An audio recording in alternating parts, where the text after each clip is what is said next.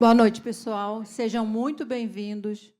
A gente está muito orgulhoso de estar aqui hoje, no coquetel de apresentação dos finalistas do Prêmio Equilibrista 2024.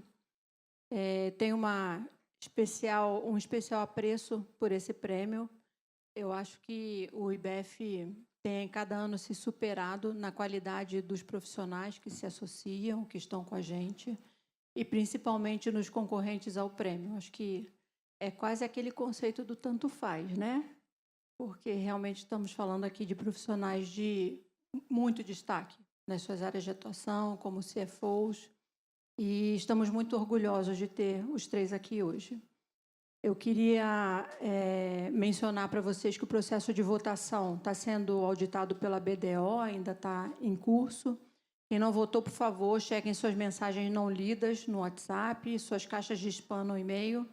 Caso não tenham recebido a célula de votação, por favor, procurem a Elaine do IBEF até o dia 27 de outubro. Eu queria aproveitar, antes de convidar nossos patrocinadores do prêmio deste ano, e contar para vocês, alguns já receberam o e-mail hoje, nós estamos lançando um livro este ano. Temos 20 coautores, a maioria deles são equilibristas, e a gente está muito orgulhoso de fazer o lançamento dia 25 de novembro. O prefácio foi escrito pelo Milton Malui. Tem várias pessoas aqui hoje, esta noite, que são coautores, e um sucesso.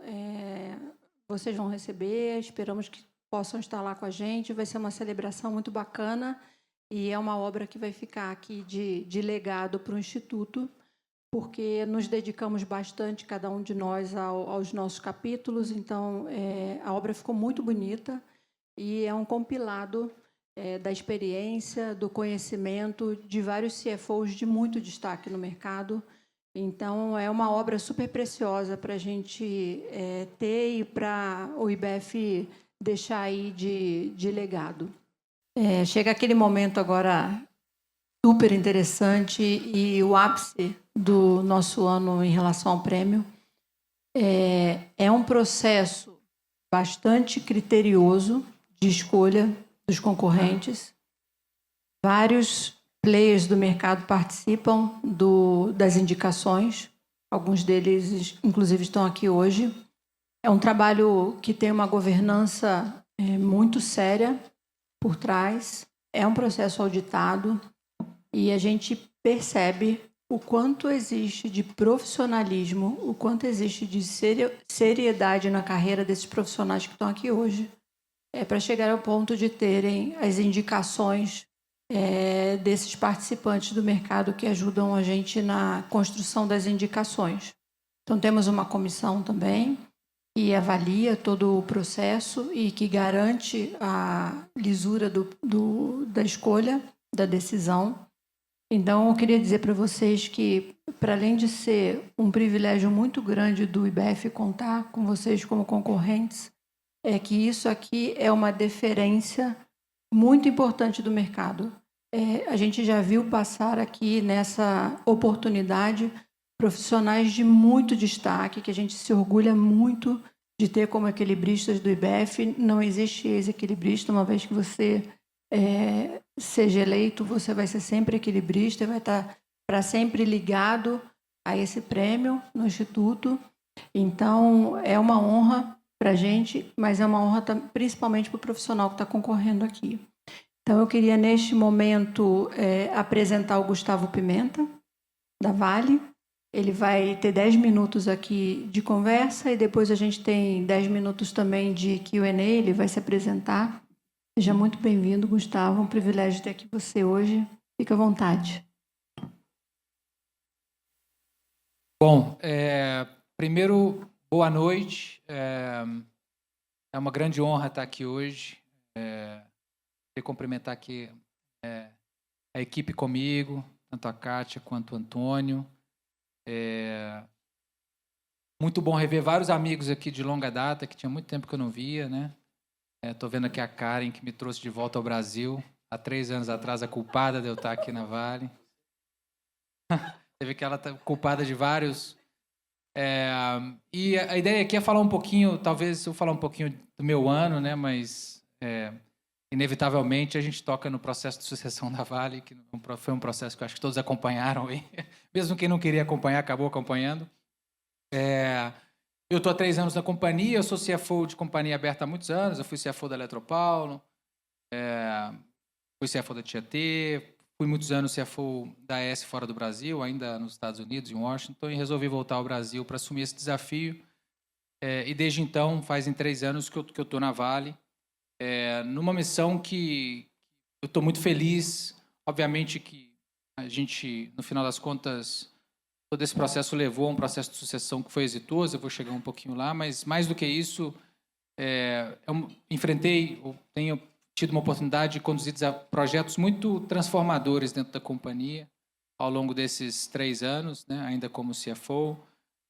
A Vale passou, pós-Brumadinho, por um evento muito traumático, e a partir dali um grande processo de quase que refundação da companhia, né, tratando temas como transformação cultural, temas bastante profundos, muita limpeza de portfólio. Eu cheguei já no momento onde a gente tinha tomado a decisão de limpar o portfólio e foi talvez a minha principal agenda nesses vários anos. Eu diria que nesse último ano, talvez o que tenha contribuído para o meu nome ser considerado na sucessão foi uma participação já desde o início, mas principalmente nesse ano, muito em relação à estratégia e posicionamento da companhia em relação aos seus principais negócios, né? Talvez os principais projetos aqui que a gente conduziu foi a separação do negócio de Base Metals. Base Metals, devem se recordar, foi um ativo que a gente comprou ainda da época do Roger. É um ativo grande de metais de transição que fica no Canadá. E a gente fez todo um processo de separação, trouxemos um sócio, demos uma outra roupagem para o negócio, mudamos todo o sistema de incentivo e tal, que deu bastante resultado. A gente fez uma transação aí de 26 bi de dólar de valor de enterprise value, então uma transação importante para o negócio que era marginal na Vale, né? Tinha aí 10% de contribuição no nosso EBITDA. Então a gente conseguiu destacar valor, a gente conseguiu dar uma roupagem diferente e botar o negócio numa rota de crescimento que é uma rota diferente do ativo de minério de ferro, né? Mas eu acho que o grande tema aqui, que eu acho que vale, aqui muitos CFOs consagrados aqui, né? Eu acho que o grande diferencial do CFO hoje, que a gente vê cada dia mais os CFOs tomando posição de CEO, é que, de fato, a gente é meio um mini presidente dentro da companhia. Pelo menos eu sempre me senti assim, né? A gente toca muito além da agenda financeira.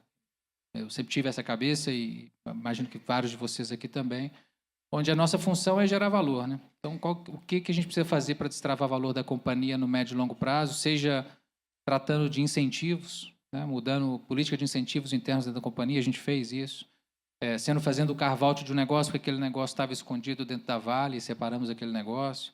Então, tem uma série de ações que eu acho que a gente toca que vão muito além de liability management, de levantar a dívida competitiva. Eu acho que isso hoje ficou, pelo menos na minha visão, ficou como uma parcela muito pequena dentro daquilo que a gente faz, né? Porque, no final das contas, o que a gente quer é destravar valor para a companhia. E eu acho que quando a gente faz isso, a gente se posiciona perante o conselho de administração, os clientes, inclusive, de uma forma muito diferente. E isso te posiciona para fazer um movimento como o que aconteceu comigo recentemente, né? Falando um pouquinho de Vale, né? Talvez dando aí uma palhinha de Vale. A gente está, acho que no momento agora muito bacana de reposicionamento da companhia. A gente teve um avanço grande nesses últimos 5 anos pós-Brumadinho, de limpar uma série de situações que a gente tinha, que geraram os acidentes, efetivamente, como a questão cultural da companhia. E hoje eu herdo a companhia numa situação muito mais favorável para levar ela para o próximo nível, né? E eu tenho dito publicamente que a gente tem uma posição muito única no mercado, porque a Vale continua sendo ainda o melhor e maior produtor de minério de ferro do mundo. Temos o produto de melhor qualidade. O grande desafio que a gente tem hoje e não é um desafio só de Vale, diria que é do setor, é como é que a gente desenvolve esses projetos e consegue trazer a mineração de volta numa escala ou numa aceleração em linha com a demanda do mercado. A demanda pelos produtos, principalmente de metais de transição, ela é muito maior do que a oferta que a gente consegue trazer. O grande desafio é trazer esses projetos a mercado. E aí entra numa agenda que, no caso da Vale, é muito importante, mas eu diria que é importante para qualquer minerador grande, que é a agenda institucional. Ou seja, eu conseguir vender a nossa história, que eu tenho visto muito do pitch do CFO aqui, eu tenho transferido ele muito para o meu pitch institucional, que é a minha grande agenda desde que eu assumi, tem sido a agenda institucional da companhia, seja presidência, vice-presidente, os ministros, todos os governadores que a gente tem atuação.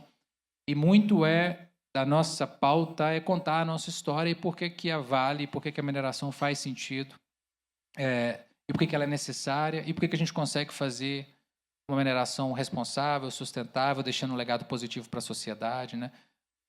E eu acho que essa é uma pauta complexa, que é um grande desafio para a gente poder articular, mas eu entendo e consigo ver hoje nas articulações que a gente tem feito, principalmente com o governo, de que aos poucos essa ficha vai caindo e o pessoal vai entendendo que uma Vale forte é bom para o Brasil, a mineração é um aspecto necessário.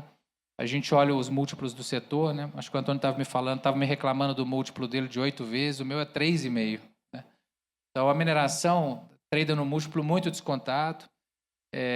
Eu já fiz várias reflexões sobre isso, enquanto CFO, né? Como CFO. Mas a melhor, vamos dizer, não a melhor, mas talvez a empresa que é reconhecida como líder na minha indústria, que é a BHP, né? O valor de mercado é de 150 bi, muito maior do que a gente hoje. Ela trada a 4 vezes, meia, 5 vezes. Isso é o líder da indústria. Isso mostra que a indústria passa por um grande desafio de se justificar perante a sociedade, mais do que visão de preço de longo prazo, né? Muito disso é porque tem sempre aquela visão em commodity que o preço vai retornar para o seu custo marginal, né? Então, assim, os múltiplos são naturalmente mais baixos, mas eu tenho plenamente a consciência de que muito disso é porque ainda a mineração é um business pouco entendido. Eu me lembro, quando eu fui para a Vale, fui mostrar para... Eu trabalhava em empresa de renováveis antes, né? Ou materialmente renováveis. Fui mostrar para minha filha um vídeo da Vale, ela falou, sério que você vai trabalhar nesse lugar, né? Porque ela olha aquele buraco. Então, é um desafio enorme você justificar para a sociedade a necessidade, a existência.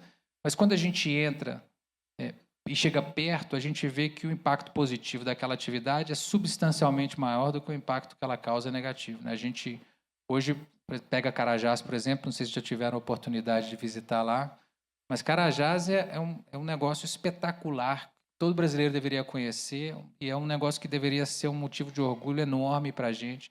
É uma obra impressionante, né? 1.000 quilômetros de estrada de ferro no meio da floresta amazônica, passando por 9 povos indígenas, as obras de uma maior mineração, maior open pit, né? Maior mineração de ferro a céu aberto do mundo. E a gente consegue fazer tudo isso utilizando 2% da área que a gente tem de responsabilidade na Amazônia. Então, se você sobrevoar a Floresta Nacional de Carajás, por exemplo, hoje, você sobrevoa ela de helicóptero por 1 hora para chegar no nosso site, tudo ao redor está devastado e o que está preservado é a operação da Vale apenas, né? A gente precisa contar essa história, as pessoas precisam entender isso, né?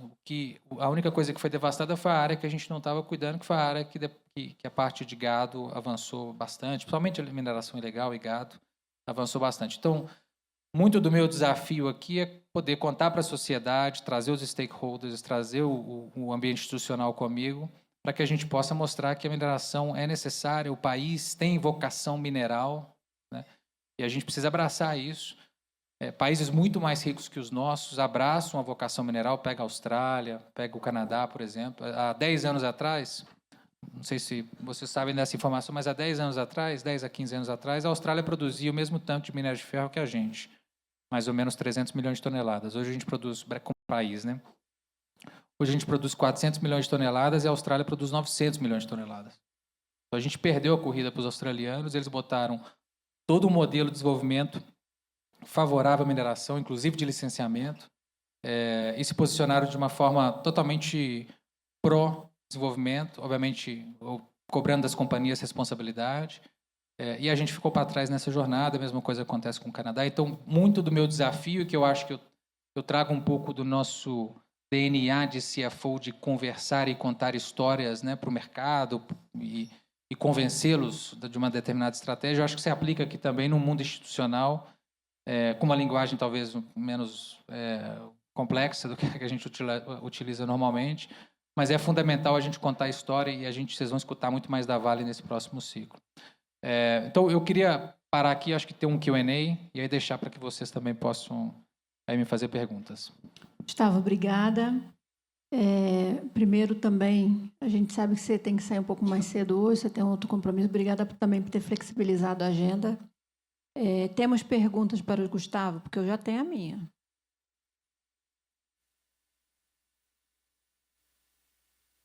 Oi, Gustavo, é aqui Thomas. Muitos de nós aqui somos oriundos do setor elétrico, também sou, muitos outros aqui, né? Parabéns pela carreira que você está fazendo, e agora na Vale, né? Afinal, nossa empresa número 1, e que a gente tem orgulho, sim, né? Você falou muito de que depois de Brumadinho, a Vale teve que mudar. Você podia contar um pouco como é que vocês lá dentro, daquilo que você possa nos dizer, o que vocês enxergaram como a grande falha e o que vocês fizeram para que isso seja diferente hoje? Ótima pergunta, Thomas. Eu conversava com o Antônio também sobre o caso Boeing, né? Eu acho que tem um reflexo muito no nosso caso, assim. Os acidentes não foram resultado de uma falha de engenharia, né? A falha de engenharia foi o resultado de um processo, de uma cultura, onde uma série de questões não foram trazidas à tona. Então, a Vale tem um posicionamento histórico de ser uma empresa arrogante, né? É uma empresa muito grande, que acha, ou que entendia, que não precisava de ajuda, que poderia superar qualquer desafio internamente, onde notícias ruins não subiam, onde é uma empresa muito interessante, porque a gente brinca que é meio que o Hotel California, assim, check-in, never check-out. As pessoas entram e se apaixonam, o que é ótimo. O grau de pertencimento é absurdo. Eu já trabalhei em várias empresas, nunca tinha vivido isso na minha carreira assim. Você faz aquelas pesquisas assim, você pensa em sair daqui a 1 ano, 2 anos, 3 anos, vem 001, 002. Se as pessoas não pensam em sair, entram e ficam. O que é muito bom, porque tem uma paixão espetacular e uma máquina de mover as coisas que eu nunca tinha vivido. Assim, às vezes eu tenho que até tomar cuidado internamente quando eu reflito sobre um tema, porque no dia seguinte já estão fazendo e tal. Mas o copo meio vazio que a gente descobriu é que cultura tem sempre esses dois lados, né? Essa cultura levou uma companhia a não compartilhar os problemas. Então, se tinha um problema, as pessoas ficavam com medo de subir para não ser demitidas. Existe uma complacência no sistema muito grande, então uma empresa extremamente relacional, então às vezes difícil de tomar decisões difíceis, de ter diálogos abertos e transparentes. A gente fala muito do diálogo aberto e transparente que não tem lá dentro. O que não tinha, acho que a gente melhorou. A falta às vezes de um sentimento de dono, a produção pela produção e a falta de visão assim de negócio e tal. Então foram vários temas que a gente foi vendo, a gente fez várias pesquisas, contratamos vários melhores consultores do mundo para fazer deep dives e tal. Hoje a gente olha 5 anos depois, todos esses temas avançaram substancialmente. Diálogo aberto, transparente, sentimento de dono, empoderamento, com comprometimento, tem várias pautas, mas não estamos lá ainda. Acho que tem um exercício grande para a gente fazer, mas vejo que a gente deu um passinho. Mas cultura a gente tem dito isso depois de estudar muita gente pelo mundo e tal, isso são décadas sendo bem feitas, sucessões internas ou externas, mas que não mudem uma direção, o norte, né, o propósito da companhia. Eu acho que tem uma alegria interna da sucessão ter sido uma sucessão promovida por uma pessoa de dentro, que é a capacidade de continuar numa jornada, ainda que seja diferente, mas tem elementos que a gente são non-negotiables, assim, que a gente, de fato, todos nós acreditamos, e eu acho que facilita muito quando vem de dentro, ter vivido, né? Quando eu cheguei, assim, eu tenho uma irmã que trabalhava na Vale, quando eu entrei ainda trabalha, há 15 anos.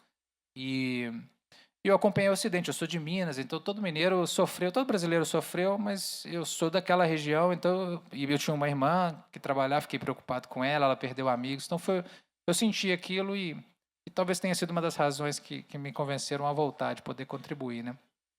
Mas quando eu entrei e vi, em loco, a gente faz como se fosse um recap do acidente, né?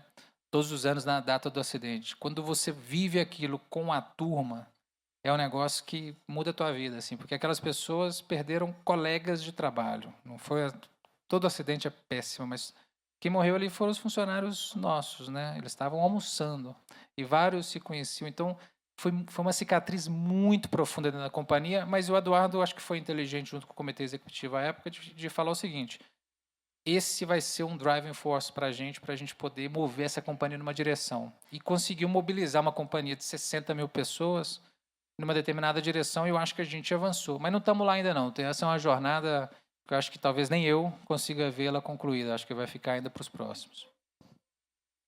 Dá tempo de mais uma pergunta, né? Eduardo.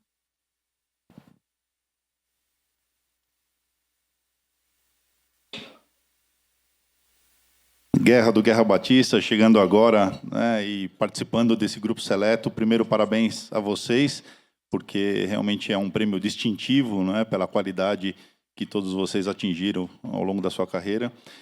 Mas, Gustavo, fica uma pergunta, né? Primeiro, acho que vale a pena ratificar, nós temos orgulho da Vale, sim, né? Apesar de tudo que aconteceu, nós sabemos que, apesar de tudo, né, existem circunstâncias que fogem ao controle de uma boa governança. Nós sabemos do nível de governança que a Vale tinha.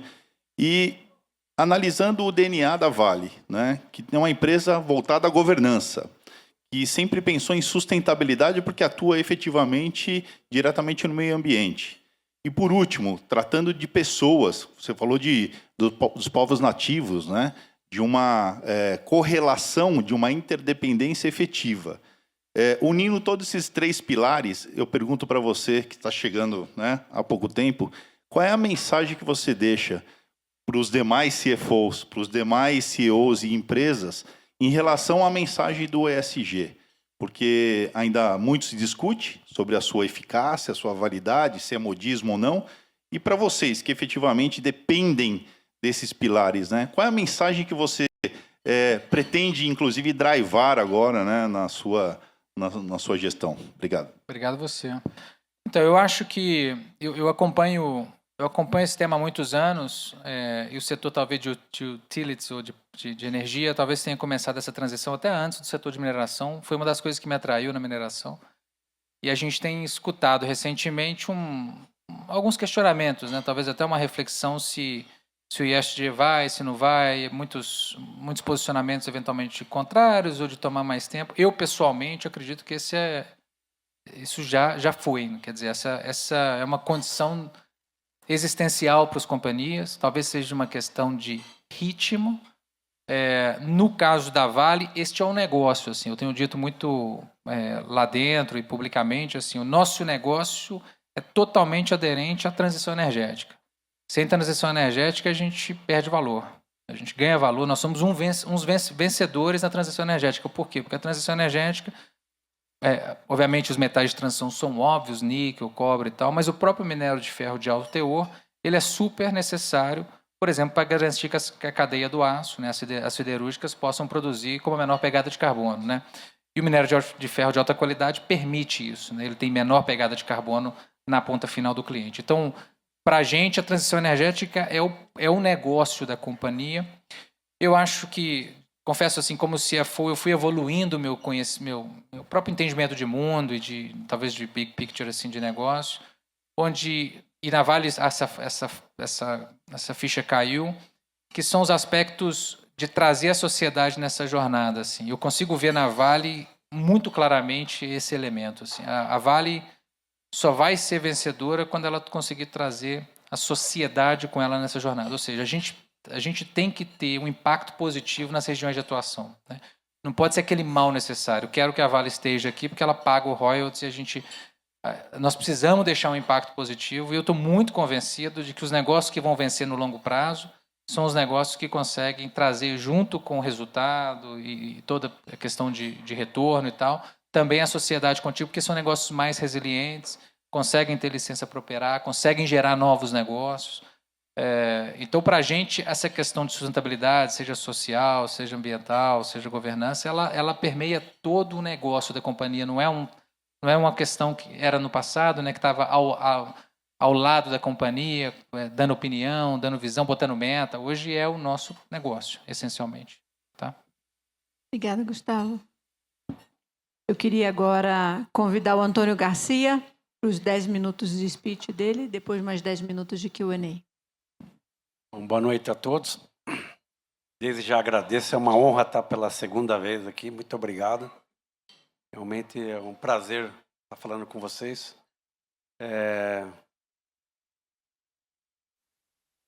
Só para me apresentar para os que ainda não me conhecem, eu sou de São Paulo, tenho 3 filhos, sou formado em contabilidade, pós-graduação na PUC, algumas passagens por Harvard e Duke University.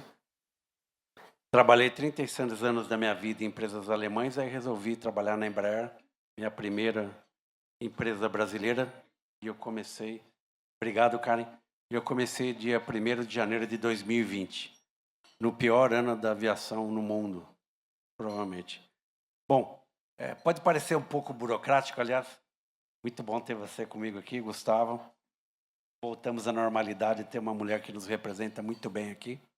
Não tem nada de especial, é só voltar ao normal. Esse ano foi muito especial para a gente, pode parecer meio burocrático. Antônio, tem que falar do coração. Na verdade, é que isso aqui foi meu time que falou, fala isso, porque é a segunda vez que eu estou aqui, então tem que falar o que mudou de um ano para cá. Né?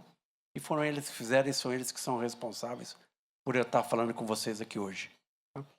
Esse ano é um ano de realizações para a Embraer, 55 anos de existência, 35 anos de listagem na Bovespa. André, obrigado pela recepção, foi muito legal. E 30 anos de privatização.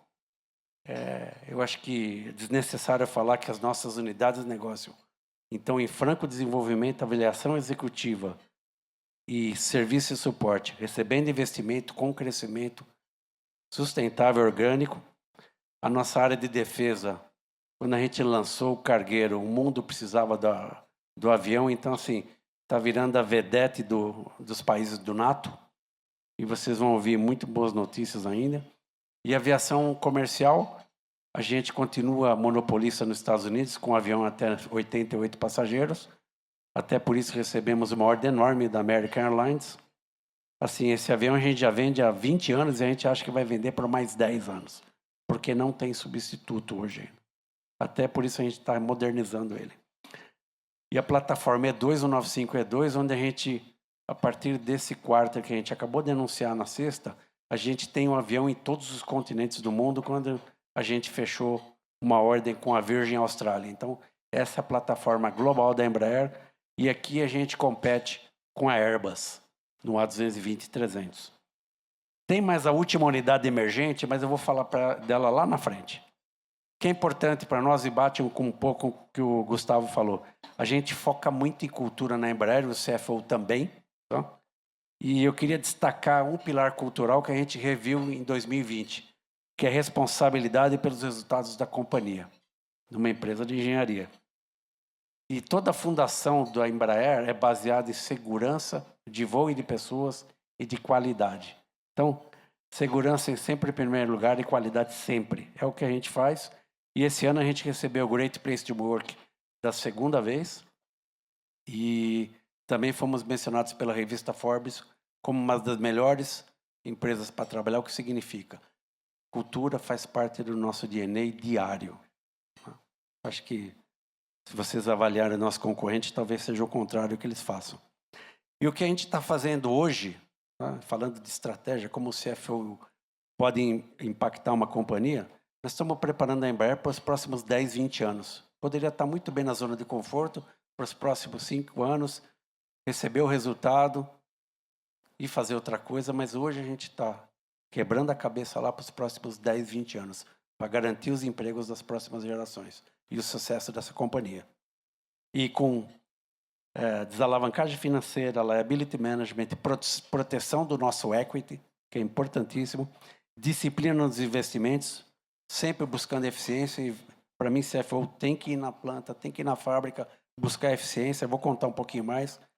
Com a transformação digital, e o nosso objetivo realmente é crescimento sustentável. Não tem como não crescer, essa é a boa notícia, e a satisfação dos nossos clientes. Então, sendo rápido aqui, primeiro ponto da área de tesouraria e financiamentos, a gente, depois de 4 anos e meio, recebemos o Investment Grade de volta, tá? Da Standard & Poor's e da Fitch. A Fitch foi a última agora, e a gente acha que recebe o da Moody's até o final do ano. Então, a Embraer volta a ser a Full ID, não precisa ficar com ciúmes do BAT por ser ID também. Então, voltamos aí e muita coisa aconteceu para isso, né? A gente renovou uma Revolving Credit Facility de 1 bilhão com a participação de 17 bancos internacionais e locais para 5 anos. Tá? Fora a redução de dívida, que de 2020 até agora nós reduzimos quase 2 bilhões de reais.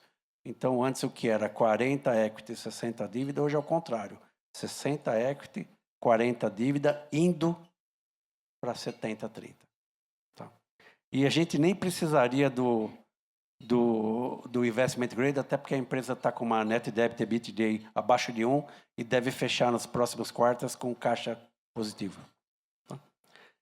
Financiamento aos clientes, eu acho que vocês têm visto bastante notícias da BNDES e a gente trabalha na nossa área para oferecer para os clientes as melhores linhas de financiamento com o BNDES e com parceiros do mundo inteiro, impactando o mercado de capitais e secundário. Inclusive, a gente acabou de receber um prêmio nos Estados Unidos semana passada sobre o Best Deal Finance Support Americas. Todos os deals que foram feitos de financiamento de avião, a Embraer recebeu a recomenda americana. O Brasil é importante, mas a gente tem que ser reconhecido lá fora.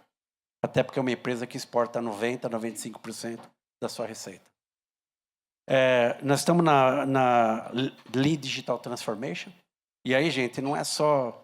A gente está muito preocupado com a escalabilidade. Então, a gente mudou a arquitetura da companhia como um todo. Separou a engenharia do ERP, criou a camada de cloud para que os digitals possam brincar lá em cima. Mas a gente está muito preocupado com a escalabilidade. Então, mexemos no pilar de tecnologia, eficiência em projetos com S4 que nós estamos iniciando, com apoio da Deloitte, inclusive, e trabalhando no Core Engineering, com a aplicação de inteligência artificial em tudo que a gente faz, inclusive generativa. Sobre a segurança cyber, gente, eu não preciso falar para vocês, empresa que cuida de defesa, a gente é atacado milhões de vezes por dia. Então, hoje a gente já está no padrão NIST 4, que é praticamente, fora isso, são só bancos. E se vocês forem ver o índice, nós estamos com A95. Tá? Então, para quem foi atacado em 2020, a gente está investindo muito tempo e faz parte do trabalho do CFO também ajudar. Sobre eficiência, a gente tem reuniões de entrega todo santo dia. Eu participo 3 vezes por semana de 3 reuniões por dia. E o pessoal de controladoria também, porque a gente vendeu demais, agora tem que entregar. Eu não preciso falar para vocês que a cadeia de fornecimento está estrangulada já há alguns anos, desde a Covid. E só para dar um exemplo de eficiência, primeiro semestre de 23 para 24, o resultado dobrou EBIT em relação ao ano passado e ninguém faz plano na companhia. Zero Based Budget é a nossa área que planeja para a companhia como um todo. Então, a gente ajuda nisso. Contabilidade, gestão de riscos e controles internos, nós estamos se virando lá com S1 e S2. Eu tenho que aprender, porque eu sei que tem um monte de colega na frente, mas a gente já começa a reportar na Europa no ano que vem. Acordo da Boeing já saiu, recebemos 150 milhões. Então, vida que segue, virando a página. CFO gosta de fazer negócio e não briga judicial. IVE, que é a nossa unidade de negócio emergente, para quem assistiu o Fantástico ontem, deve ter ficado maravilhado. Eu acho que o destaque é que nós levantamos 95 milhões de equity esse ano, num cenário muito difícil. Tá? E essas empresas de alta tecnologia para mobilidade urbana, elas são avaliadas por quanto que ela queima de caixa e quanto que ela tem no caixa para suportar o seu desenvolvimento. A gente, graças a Deus, inclusive com o financiamento do BNDES do ano que saiu a semana passada também, a gente está bem até a certificação. O último ponto que eu gostaria de chamar a atenção, eu queria gastar um pouco mais de tempo, porque eu acho que a gente está virando meio rockstar aqui no mercado, que é a parte de Investor Relation, valor de mercado. E aí, gente, é o poder da narrativa e a consistência da narrativa. A Embraer, para o investidor, é difícil de ler, muito difícil. São negócios diferentes fora do Brasil, tem a tecnologia. Então, a gente fez um evento em novembro de 23, onde a gente colocou muito simples. Nós estamos na harvest season, na colheita. Nós investimos muito nas últimas décadas e agora a gente está colhendo o que a gente investiu. Isso teve uma revolução na base. Desde lá o papel já subiu 140%. Se for em janeiro de 2023, subiu 220%. Se for no evento da Boeing em 2020, subiu 7 vezes.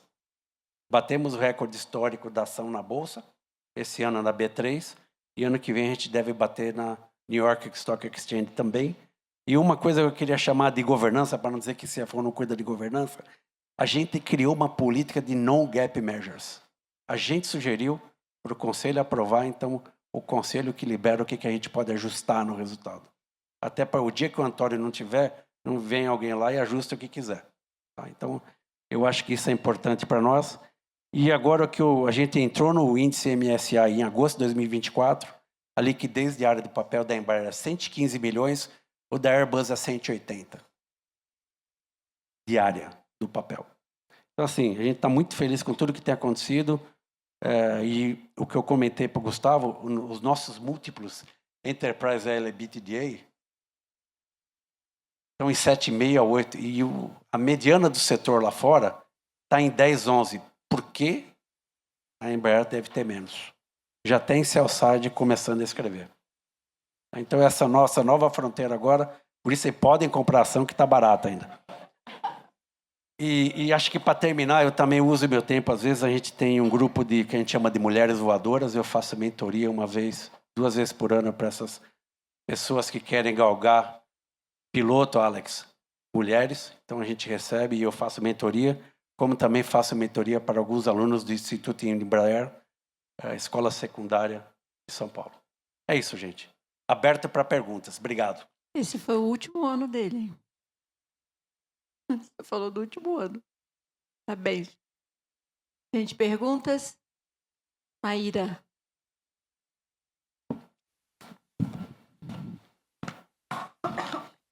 Antônio, acho que a Embraer também é nosso orgulho nacional. Não sei se é a maior ou uma das maiores altas do Ibovespa em 2024. Você citou aí todos os motivos, né? A questão da dívida, equity. Acho que isso põe uma pressão enorme em você, porque entregou tanto até agora. E como que vai daqui para frente? Como que melhora? Acho que você entregou um resultado incrível. E como que você lida com essa pressão? E o que você vê que você consegue entregar a mais? Porque fica essa expectativa, né? Quanta gente aqui tem aposentadoria em ações da Embraer no país? Acho que é um grande questionamento. Minha mãe, se estivesse aqui, ia te perguntar isso, falar... Minha aposentadoria está segura? Como que eu ganho? A gente está vendo que o dólar está alto, a compra...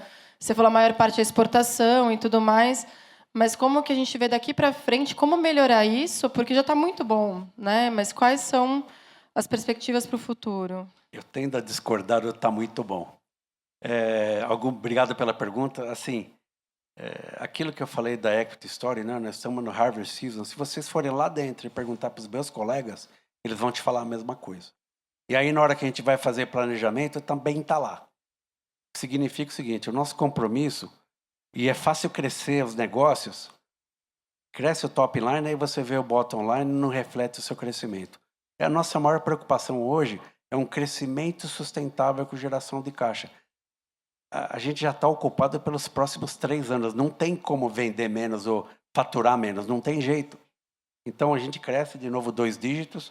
Então, acho que o grande compromisso nosso interno é o crescimento sustentável, a geração de resultado sustentável com geração de caixa. Eu acho que pode deixar sua mãe tranquila lá, que ela não vai se arrepender.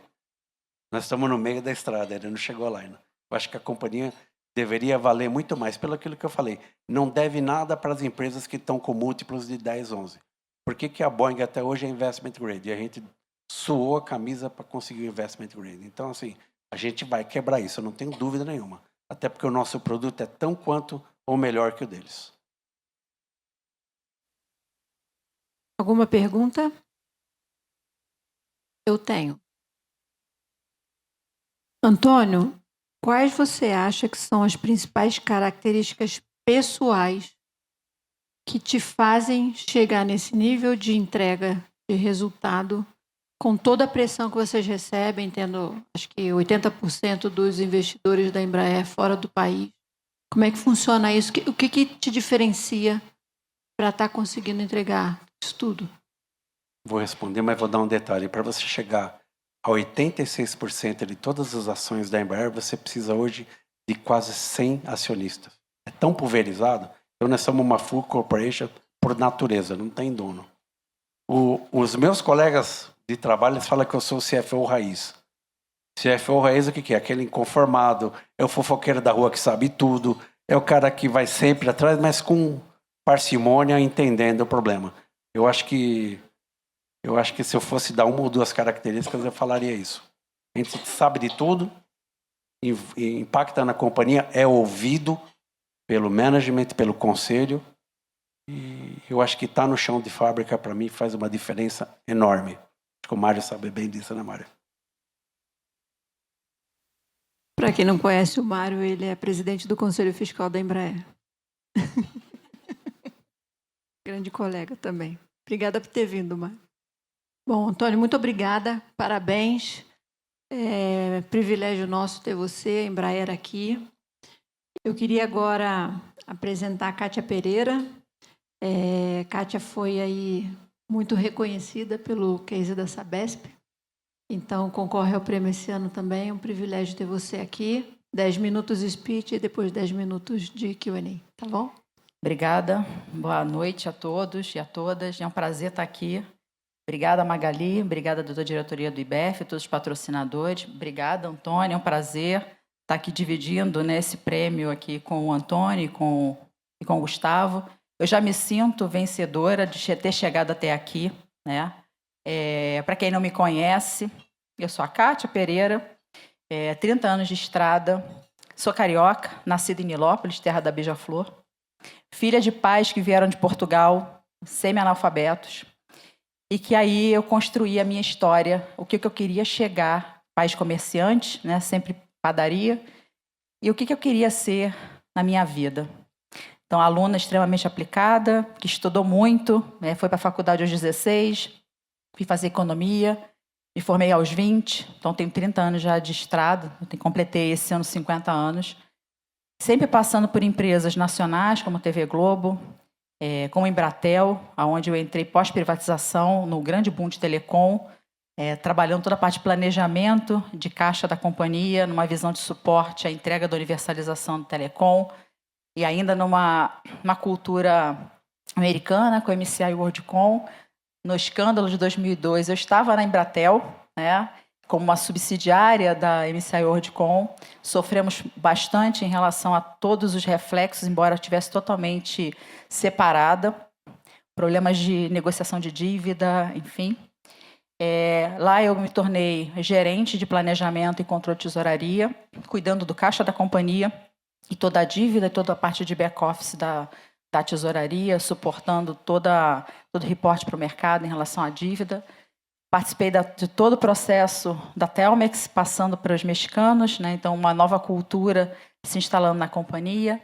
Toda a parte de construção de SOX nasceu lá em 2002, 2003 na companhia, justamente para garantir que a gente tivesse, de fato, toda a segregação necessária e que a gente tivesse, de fato, uma governança forte. Fiquei na companhia por 6 anos, estruturei tudo que podia fazer ali e surgiu uma oportunidade para uma multinacional inglesa, do ramo de embalagem para bebida. Uma empresa que tinha acabado de comprar a Latasa, que é uma empresa, né, pioneira de embalagem de alumínio no Brasil, que foi fundada na década de 90 por bancos, né, a Bradesco, enfim, Reynolds, a própria Reynolds, com o grande objetivo de trabalhar a governança, estruturar processo e botar a tesouraria da América do Sul para rodar.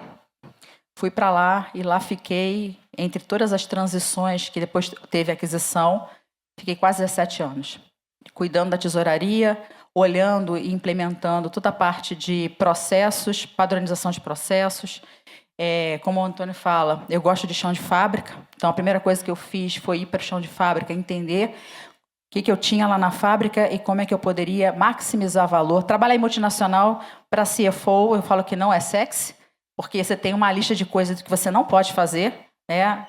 Então, como é que você se motiva, né, se automotiva numa multinacional? É olhar como é que você pode trazer o conhecimento do financeiro para dentro dos processos e, de fato, gerar valor. Então, fiz curso dentro da companhia, virei Black Belt. Então, eu era a tesoureira da América do Sul, que entendia de processo, que botava a área de compras para trabalhar junto com a área de cliente, para entender o que estava acontecendo do outro lado. Uma indústria extremamente competitiva, né, quando a gente olha tamanho de cliente, tamanho de fornecedor. Então, a gente tinha realmente... a gente tradeava commodity no final do dia. Então, as margens eram muito, muito pequenas, então a gente precisa trabalhar realmente eficiência. Quando a Ball comprou, eu tive o desafio de montar um Global Business Service para a América do Sul, onde eu integrei todas as atividades de 14 fábricas dentro de um Global Business, reportando para a matriz em Denver. Então, o meu viés de transformação, automação, produtividade e eficiência estava no meu DNA. Naquele momento, eu já tinha centralizado toda a tesouraria. Eu falei, agora eu vou centralizar todo o resto. Todo o resto era mais do que era esperado pela matriz, né? Que, na realidade, a gente tinha um modelo de regional e a gente aqui acabou trazendo também toda a parte fiscal, toda a parte de custo. Tudo que eu podia centralizar, eu levei para dentro do centro. Em São José dos Campos, por isso que eu tenho um carinho enorme pela Embraer. Então, fiquei dentro do centro durante 2 anos, estruturando, e depois eu fui parar basicamente, voltei para o negócio para cuidar de Chile, Argentina e Paraguai. E aí, visão também, olhando já o todo dentro do negócio. E aí, no início do ano passado, eu tive um convite, e de fato é um convite que me enche de orgulho de ter me juntado ao time que ia trabalhar no projeto de desestatização da Sabesp, aonde a gente tinha como missão, obviamente a gente fala da desestatização como uma missão em si, mas não era a nossa missão em si. A nossa missão era provar que uma empresa pública, né, poderia ser tão eficiente como uma empresa privada. Obviamente que várias restrições a gente tinha do modelo de licitação, modelo de contratação e tudo mais, mas a gente queria provar isso. Então, o nosso grande desafio era fazer um turnaround na companhia, reestruturar, centralizar, buscar eficiência em processo. Comigo, eu montei em 8 meses um centro de serviço compartilhado, centralizando 18 unidades de negócio da Sabesp, para a gente poder ter, de fato, uma visão de escala e produtividade, preparar a companhia para licitações de forma que a gente pudesse, de fato, tomar a escala do nosso tamanho. A Sabesp é a 3ª empresa de saneamento do mundo. O propósito foi o que me levou para lá, o quanto que a gente pode transformar vidas com que a gente, com o propósito de desestatização, levar saneamento aonde não tem e realmente virar uma grande plataforma de saneamento para o Brasil e para o mundo. A história da Sabesp é linda. Quando a gente olha para os funcionários da companhia, extremamente engajados, extremamente apaixonados. Então, eu me identifiquei muito com a fala do Gustavo, pelo propósito, pela entrega, pelo entregar saúde para a população, mas que a gente precisou, e aí teve um trabalho realmente do nosso lado, dentro de casa, de trazer essa população para ajudar a gente, para que eles entendessem de fato qual era o propósito da desestatização. Não era acabar com a estabilidade de ninguém, mas era preparar a companhia para o futuro. Os contratos que a companhia tinha iriam vencer ao longo do tempo, e ela teria que disputar leilões com empresas privadas. E a gente precisaria fazer com que a empresa estivesse preparada para esse momento. E, para isso, a gente precisaria trazer a desestatização como uma realidade para a companhia. Então, foi um ano de trabalho forte, trabalho dentro de casa. Só ano passado a gente melhorou o EBITDA em quase 40% no primeiro ano, nosso dentro da companhia, com muito trabalho, com muita centralização, com muito olhar de... E a gente trouxe o que era, para a gente que vem de multinacional, parece que é básico, mas para a empresa não era básico, que é a gente, de fato, fazer revisões de orçamento a cada trimestre, a questionar, a olhar. Se você não usar isso aqui, você não vai usar, a gente vai refazer. A gente tem que criar, de fato, uma narrativa e estar perto do mercado. Então, foi a primeira vez que eu tive exposição, de fato, numa empresa de dupla listagem, diretamente falando com os investidores. Então, criar narrativa consistente era importante para essa jornada, porque não só a desestatização traria valor para a companhia, mas também tudo que a gente estava fazendo dentro de casa, porque a gente mostrou que era capaz de entregar melhores resultados, melhor EBITDA, melhor resultado, com uma empresa ainda pública. Então, essa construção interna, acompanhada com todo o avanço que o governo esteve à frente, né, em relação aos municípios, ao convencimento, toda a construção que a companhia fez de plano de investimento foi feita a 4 mãos. Então, para mim, isso foi um grande salto. A gente fez um processo também de escolha dos bancos. Não, o Itaú foi um dos bancos líderes que acompanhou a gente no processo. Então, foi um processo extremamente inteligente. A gente aprendeu e teve muita humildade de aprender com tudo que tinha passado de privatizações passadas, Copel e a própria Eletrobras. Não fomos por um caminho de um full corporation. Como a companhia tinha um case de desafio de investimento muito grande, a gente teria que, com a desestatização, investir 70 bi em 5 anos, tinha um trabalho muito grande para ser feito. E aí, como desenho, trouxe um acionista de referência, justamente para garantir que o pós tivesse alguém ali de perto e que, de fato, tivesse ali um suporte para entregar tudo que precisava entregar, dado que os compromissos em relação aos municípios e principalmente em relação à população era alto. Então, foi esse modelo desenhado, um modelo de oferta que não tinha sido experimentado antes. A gente tinha uma janela que tinha que acontecer entre meados de maio, segunda quinzena de maio, com a entrega do resultado do primeiro trimestre, até a primeira quinzena de agosto, era a nossa janela para ir ao mercado. No momento em que o mercado não estava lá, a gente acreditava que o mercado estaria lá no primeiro tri. A gente não viu isso acontecer em relação a corte de taxa de juros lá fora, mas a gente falou assim, a gente vai. Nesse modelo, tinha dois desenhos. O primeiro desenho era de trazer um investidor de referência e, na sequência, abrir para mercado. A operação foi muito bem... teve uma oferta muito grande, basicamente 30 vezes o valor do que a gente tinha para alocar, um grande sucesso. Só para trazer um pouquinho de cor, só das ações, quando a gente chegou na companhia no início do ano passado, ela estava a R$50, extremamente subvalorizada. A gente, quando entregou o resultado do segundo trimestre, ainda sendo uma empresa pública, a gente estava batendo R$99. Então, basicamente, a gente quase dobrou o valor da companhia em 1 ano e meio, né?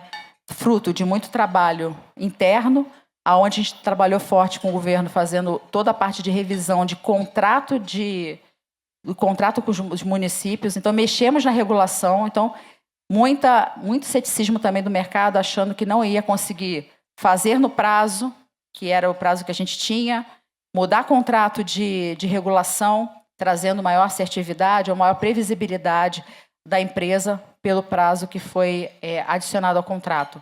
Contrato entregue, fluxo de caixa e resultado da companhia garantido até 2060, e um desafio enorme pela frente, trazendo o saneamento para os municípios operados pela Sabesp até 2029.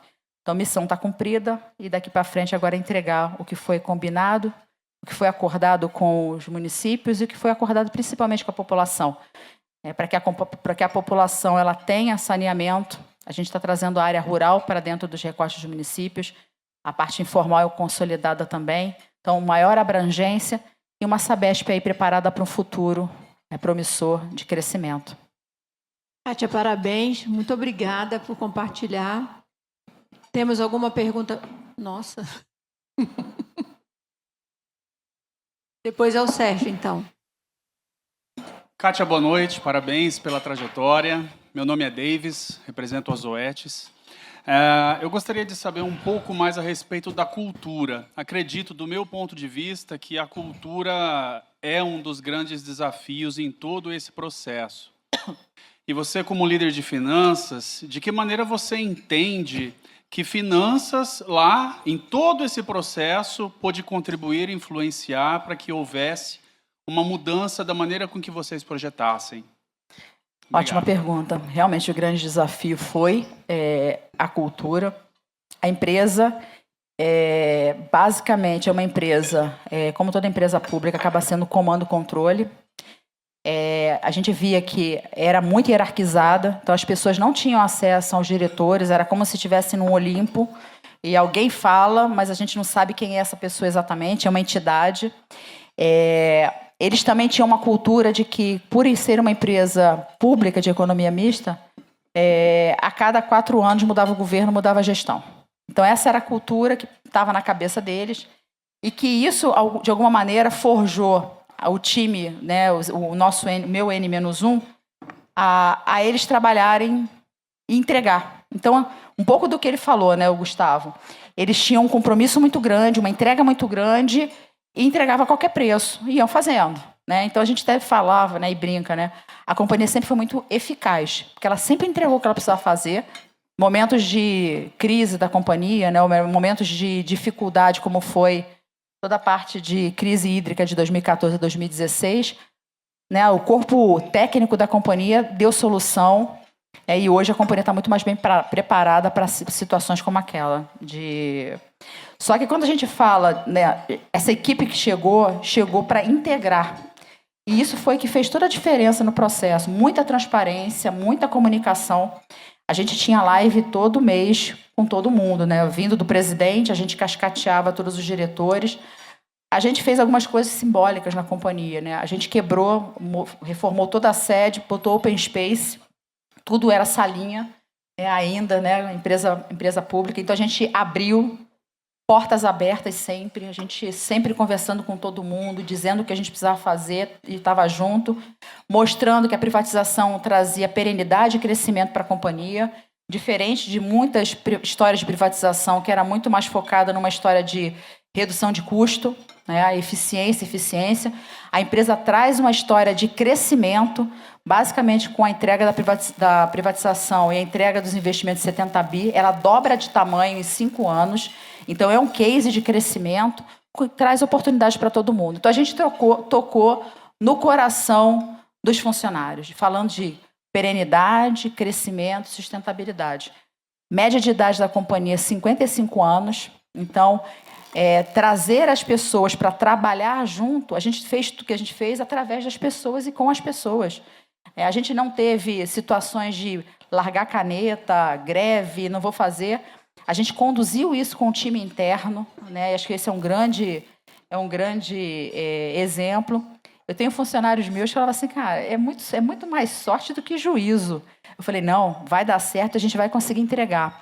Porque os prazos as janelas eram muito apertadas. Se alguma coisa não desse ali naquela janela, não tinha uma outra oportunidade.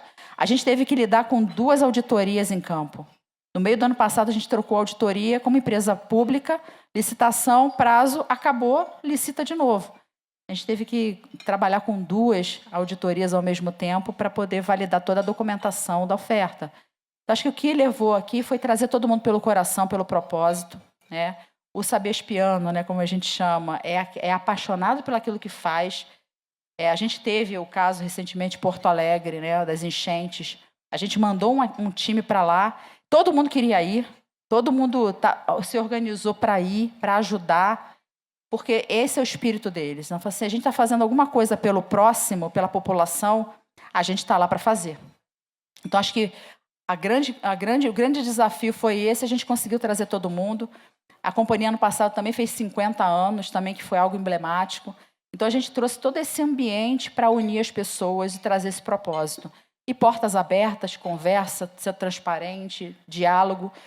A questão da cultura do errar. A empresa pública não tem essa cultura, né? Não posso errar e quando eu acerto eu também não ganho nada, né? Então, como é que você traz as pessoas para trabalhar com você num propósito desse, se você não tem incentivos de alinhamento, né? De entregar para aquele que faz mais, mas tem como penalizar aquele que não faz. Então, tirar um pouco essa questão da penalização, falar assim, vamos aqui, errar é parte da jornada, a gente vai construir junto, e foi assim que a gente conseguiu fazer, num tempo acho que bem recorde, né? Em dezembro foi aprovada a lei de autorização, em julho estava privatizada. Tem uma pergunta do Sérgio Diniz. Alô. Kátia, primeiro, parabéns. O modelo de privatização da Sabesp é inspirador. Eu vou contar um pequeno caso aqui para introduzir a pergunta. eu usei os modelos da Sabesp como benchmark para análise da minha cidade em Valinhos.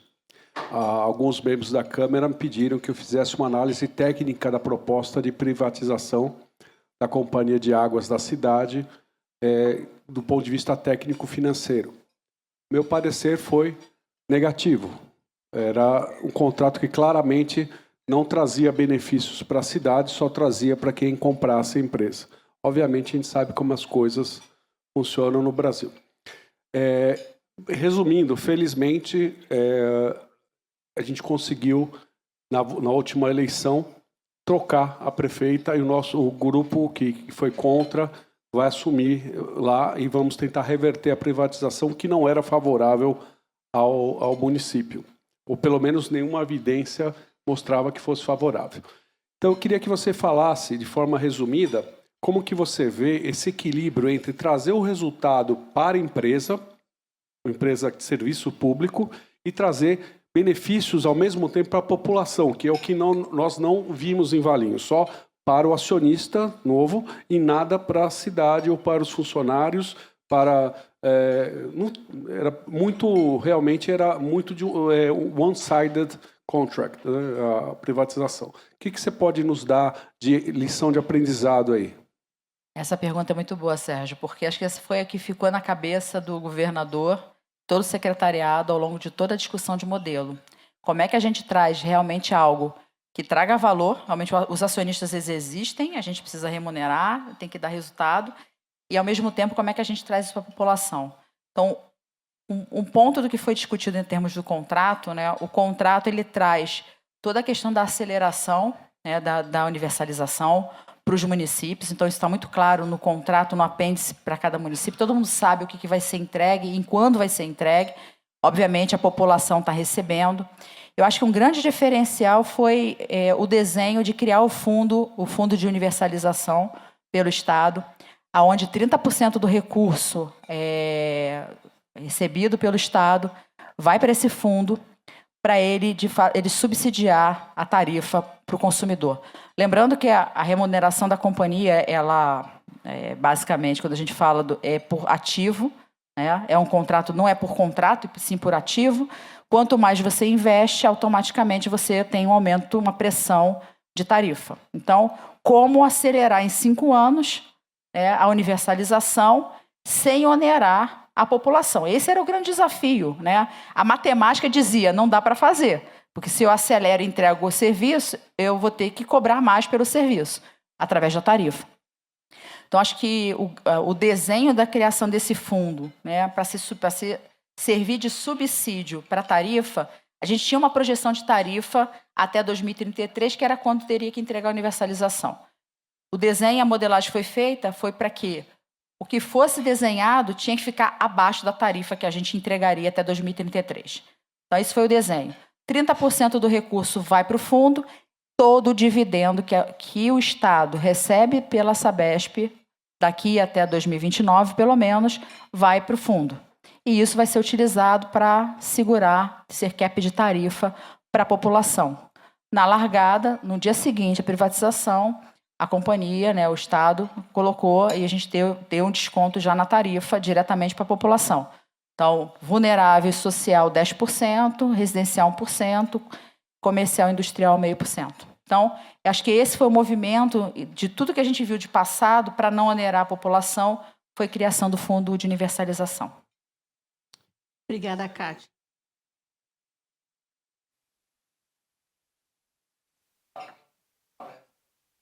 Está à disposição. Obrigada, Sérgio, pela pergunta. Obrigada, Kátia, pela apresentação. Eu queria aproveitar esse momento e agradecer vocês dois, não só como executivos, como exemplos de carreira, mas principalmente como brasileiros, né? Porque são empresas e são casos que dão muito orgulho para a gente, porque a gente sabe que não é qualquer profissional que entrega, né? Então, assim, parabéns, a gente está muito feliz e muito orgulhoso de ter vocês aqui nessa condição. É dificílimo esse ano, gente. Não que os outros tenham sido fáceis, mas eu acho que a gente tem uma combinação bastante diferente de perfil, de história profissional. Então, por favor, fiquem à vontade para votar. Quem não recebeu o link, avisa para a gente. O jantar de premiação, que é só quando a gente vai saber o vencedor ou a vencedora, é dia 28 de novembro. Então, estão todos convidados. E é isso, vamos curtir agora o resto do jantar, da noite, vamos socializar.